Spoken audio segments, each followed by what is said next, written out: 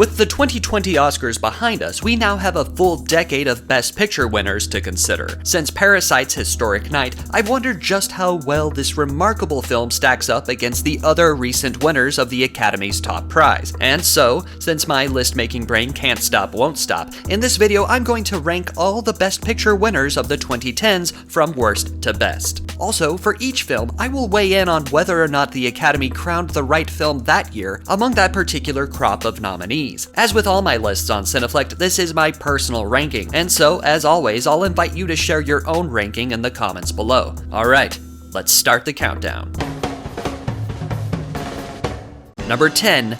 Green Book. Now, I've thrown shade Green Book's way in some recent videos, prompting some to demand an explanation, particularly why I felt Green Book winning Best Picture last year was an embarrassment. Allow me to explain myself now. Despite two genuinely strong performances at the center of this film from Viggo Mortensen and Mahershala Ali, this true story of an unlikely friendship feels like it's on cruise control. It's formulaic, it's sappy, but undoubtedly its biggest crime is that Green Book acts like a cure for racism. Why you break my balls? It's the same hokey shtick that Hollywood has been cranking out for decades now. And touched each other's hearts. Hulk, Yes. you're my best friend. Most famously in an earlier Best Picture winner, Driving Miss Daisy, which Green Book probably thought it was subverting by having the white guy drive the black guy around. I'm sorry, but you're going to need more than a seat switch to change hearts and minds, or in the very least, put your finger on the pulse of the social injustices that have plagued America since its inception. More to the matter at hand, Green Book won Best Picture over several far superior films. In fact, of the 8 nominees that year, I would have to put Green Book 7th, only ahead of Bohemian Rhapsody. But the nominee that should have won last year, hands down, Roma. And that is why Green Book winning Best Picture was an embarrassment. I rest my case on this. Number 9, The King's Speech. You know what movie nobody talks about anymore? The King's Speech. This was a flash in the award season pan that rose through the ranks thanks to its prestigious airs despite a true story premise that seems like an SNL skit for Oscar bait. Again, there's some terrific performances front and center, but how did this win Best Picture? And how did Tom Hooper win Best Director? Tom Hooper, The King's Speech. But you know what movie has held up remarkably well, that plenty of people still talk about today, and arguably defined the 2010s better than almost any film? David Fincher's The Social Network.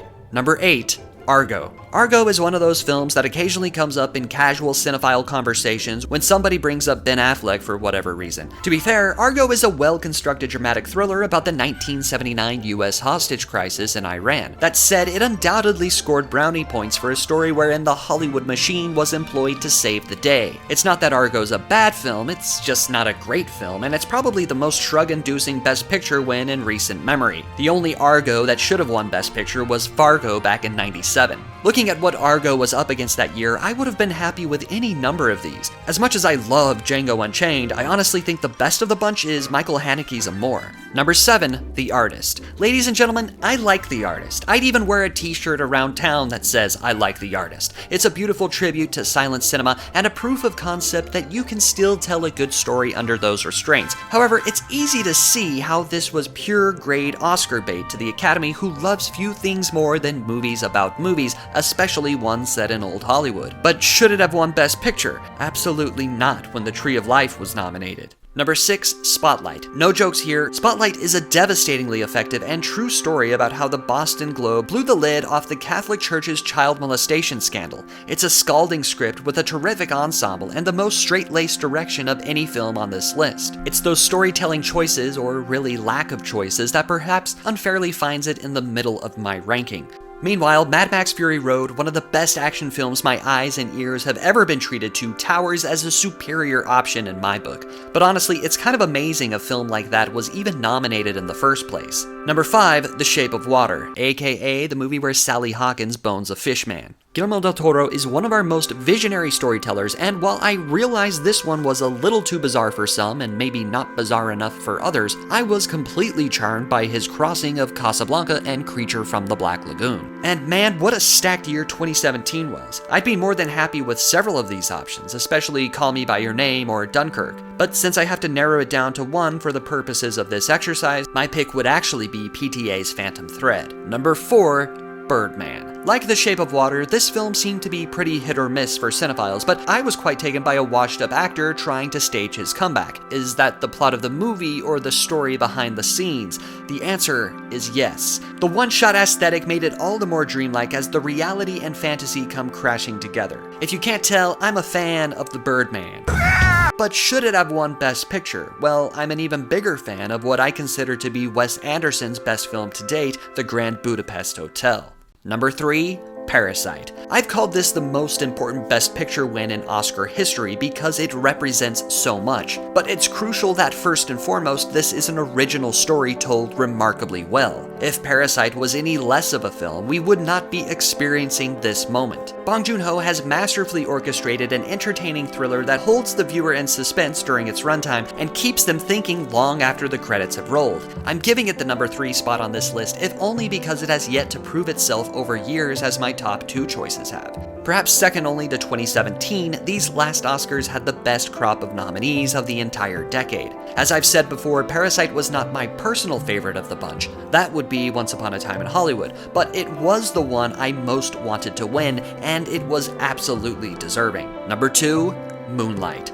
This was one of the biggest surprises of the 2010s, a film that was on almost nobody's radar going into 2016, and by the end of the year was topping many of our lists. The coming-of-age story of a young gay black man in Miami provided a perspective rarely glimpsed, and the manner in which it was exquisitely rendered made all the difference in the world. I consider this a rare Oscar ceremony where the Best Picture actually won. Well, after that whole fiasco. This is not a joke. Moonlight has won Best Picture. Moonlight, Best Picture. Which leaves us with number 1, 12 Years a Slave. Now, the Oscars have a rather noxious history of primarily celebrating movies with black leads wherein they play slaves and servants. Films like Moonlight have thankfully worked towards bucking that trend. While on its surface, 12 Years a Slave might seem like another dubious example, this account of Solomon Northup is exceptional in its execution. Director Steve McQueen, who at the point of making this film had as perfect a track record as I've ever seen, brought a bold and artistic vision to the antebellum South. Led by a haunting performance from Chiwetel Ejiofor and terrific supporting turns from Lupita Nyong'o and McQueen's muse Michael Fassbender, this is a film that never shies away from the horrors at hand and earns every tender moment, rare as they are. Looking at the fellow nominees, this is a worthy winner, though Martin Scorsese's The Wolf of Wall Street has stood this short test of time and is another instant classic that isn't going away anytime soon. And there you have it, my ranking of all the Best Picture winners of the 2010s. Share your list or any other thoughts you have in the comments below. I'll see you down there. If you enjoyed this video, please consider giving it a thumbs up, and subscribe to Cineflect for video essays, ranked lists, mashups, and occasional oddities. And click that bell next to the subscribe button if you'd like to be notified anytime I upload a new video. For Cineflect, I'm J.S. Lewis. Until next time, watch something good.